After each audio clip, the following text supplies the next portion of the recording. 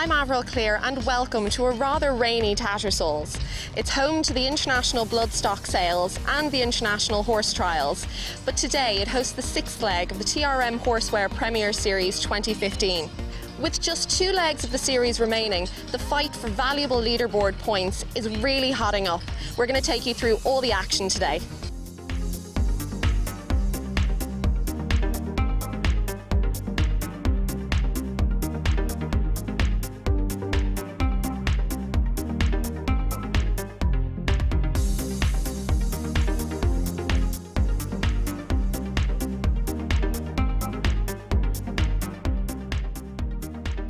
The ground here seems to be holding up very well despite the weather.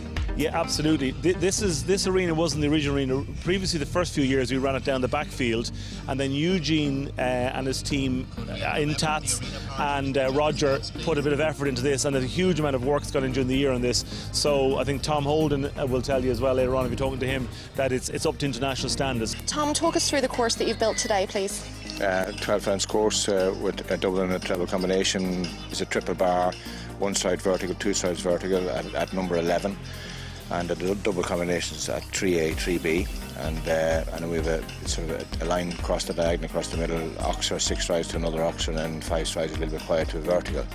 So I hope it'll do what it's supposed to do. So a lot of work, and in fairness to Tattersalls and their team, they put in the resources, and this year, including for the eventing, they've fenced off, so it really finishes the arena, and it's top class. It's as good as jumping as really anywhere, any ground you'll have. For a grass surface, it's perfect. Damien, a bit rainy today, but are you enjoying the show? Yeah, it is. It's a pity the rain has come, but it's still great jumping, and the surface here is superb, so it's not going to have too much of a detrimental impact on the competition, I don't think. But obviously for the spectators, it'd be nicer if it was a fine day. But I'm looking forward to seeing the Grand Prix now and who wins it today. It's a tense competition, so it's exciting. Tattersalls always gets a very large start list, great entries. What do you think about the show overall? Well, the facilities here are absolutely excellent. Obviously, it holds a top-class international event earlier in the year, and this show is extremely popular on the calendar. The facilities are absolutely top-class for horses, for riders. Surface is excellent. The place looks fantastic as well. So it's as good a show as there is on the circuit, to be honest. It's a top-class show. How many clears do you think we'll have today? We have 45 starters, I think, so we have 11 to come back into the second round as far as I know. So if I have less than that, if I have 6 or 7, 8 clear rounds, I'd be perfectly happy. Well, thank you very much, Tom. You're very welcome. Yes, here's the leaderboard with 2 shows left to go. It's really anyone's game. Alexander Butler at top of the lead there at the moment, 25 points. John McLaughlin close on his heels on 23. Daniel Coyle and Vincent Byrne joined third there on 20 points. Catherine Thornton, 18. Edward Doyle, 17. Gerard Neal, 15. And there's a little more spaces then, but Captain Michael Kelly, Jordan Coyle and Peter Maloney, Edward Butler bring up the rear, 10 points and 8 points apiece. First, the combinations we'll see take on the track will be Cornet Sun, ridden by Edward Butler. Paddy O'Donnell will be there with his new ride, Minority Report. Emily Turkington back into the fray, riding Wilhelm. Francis Connors will be riding Hugh Fitzpatrick's Earn, Lady Goldilocks. Frank Curran, one of our consistent performers, rides New World. Captain Jeff Curran, riding for the Minister for Defence, rides Mullabane. John McLaughlin rides his Java's Wild Child, and Alexander Butler with his second horse of the day, riding Hallaberry Cruise. Our first contenders, this is Edward Butler riding Cornet Sun. Right away, that first fence, quite an imposing oxer. And these atrocious weather conditions. But even there watching the first horse take on, the turf is really, I think it's going to really hold up to it. The riders, of course, will have appropriate studding in. Never a pleasant task. Always has to be done in the worst of weather conditions as well. Your horse won't stand still, fiddling with the studs. Cold hands, wet hands. No horse likes the wind blowing up his bum either. Oh, just a little tight on the turn to fence 5, the parallel there, and taking the front bar down. Still, the rules of the Premier Series, top 25% come back in against the clock for the second round. So Edward quite visibly lets off the handbrake and starts moving. He's hoping for a fast 4 falls that might just really push into the next obstacle there. Down the race distance, left-handed back now for the last line. As Edward hoping fast 4 falls will be good enough. Triple bar into this double, or the combination, 1 stride, 2 stride. Coming to the last, keeping to the 4. And it is a fast 4-4. It's a very fast 4-4, 69.85. Edward Butler joins me now. Edward, you were first to go. How'd your round go? Went very well, but not good enough, I suppose. I won down quite a fast time, so I suppose I from the first fence I tried to go fast because obviously it's a 25% to come back, so it was an unlucky fence. Now he jumped really well though. I was pleased with the horse. Tell us about that horse. I have him 3 years now. I got him as an 8-year-old. He's by Corn Dublinsky. James Egan from Cavan owns him. He's a super talented horse. He, I suppose, wouldn't have as much experience for his age than maybe he should have, but he got 1 or 2 little injuries early on, but the plan is to go away with him now in the autumn time. He's all the ability in the world, so hopefully in the future he can do some big things, I hope. How do you feel the ground's holding up? Terrific, absolutely. Really, it's really good. It's credit to the show organisers here that it's really improved a lot, I think, since last year and the year before. So it's jumping great, even though it's raining. It doesn't really make much difference, I don't think. Ger, tell us about the horses you're riding today. You have 2, I believe, yeah? Yeah, I have Kelswater Crimson, who was a great horse for me, but he's been out the last 2 years. So he jumped very good yesterday, he'd 1 down, but I think he'd be good today. And then I have Rafiki, and he was double clear yesterday and jumped great. So How do you fancy your chances today overall? I think Rafiki's in very good form, so I'd be hoping he'll pull something out. And Kelswater, we're kind of hoping just give him a run around and hopefully be competitive next week in South County. He's just back. This is his first Premier in 2 years, so to give him the benefit of the doubt. Now here's the man himself, Gerard Clark, and he rides Kelswater Crimson. Great bloodline this, very traditional Irish, by cruising out of a Clover Hill mare. Certainly doesn't lack the jump. Now this is an interesting track from Tom today. Quite a few turnbacks on themselves, the riders. Plenty of options to make or lose time.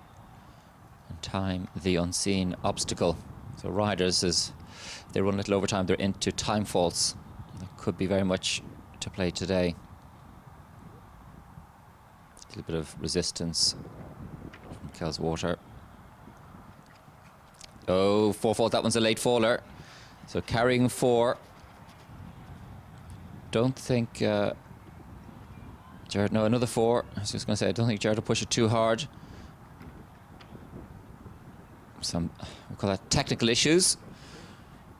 That's an unusual turn there for the riders. So it's 4 strides, walks 4 strides, turn 4 strides. Some riders may go 3 and 4. But Kelswater just resisting on the turn. So Gerard regroups. So he's definitely into time faults anyway and carrying 8 jumping. You see Gerard realise now he's not in contention, so he's just going to get home nice and calm. Good shot to the triple bar. Nice and tidy through. Comes to the last. And there we are. Gerard finishes rounds. 12 jumping 4 time, 88.57. As we move on to our next rider, Paddy O'Donnell, riding Minority Report. This horse, an ex-eventer. And this is first Premier.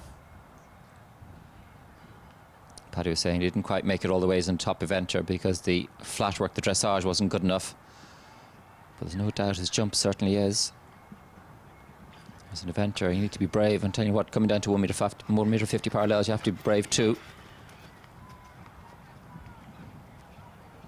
Yeah, it's going to take a while for this duo to become one.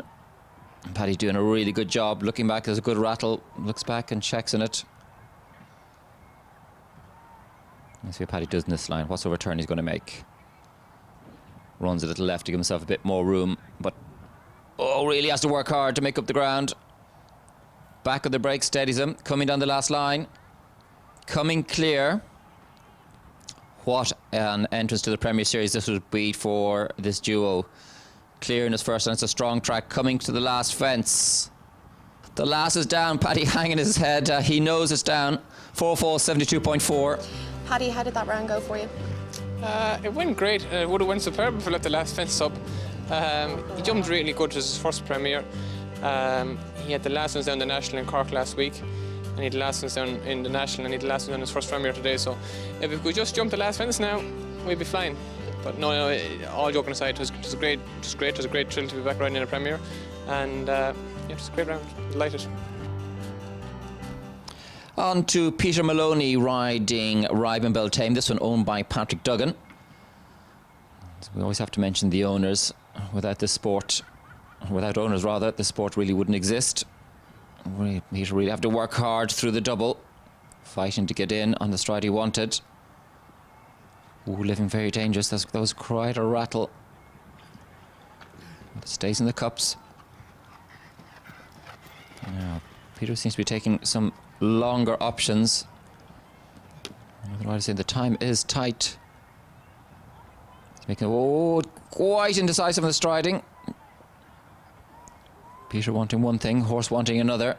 Now swooping left, turning right after this next. Again, Peter taking the slightly wider option, preparing for this jump in. Super, ready to distance down. Left-handed down the last line. Going clear. I think the clears are going to be few and far between on this one. Pushing to the triple bar, getting nice and deep into it. Coming to the last. Will he feature in the jump off? He will. Clear all the way, 73.96. Join us after the break, where the action continues.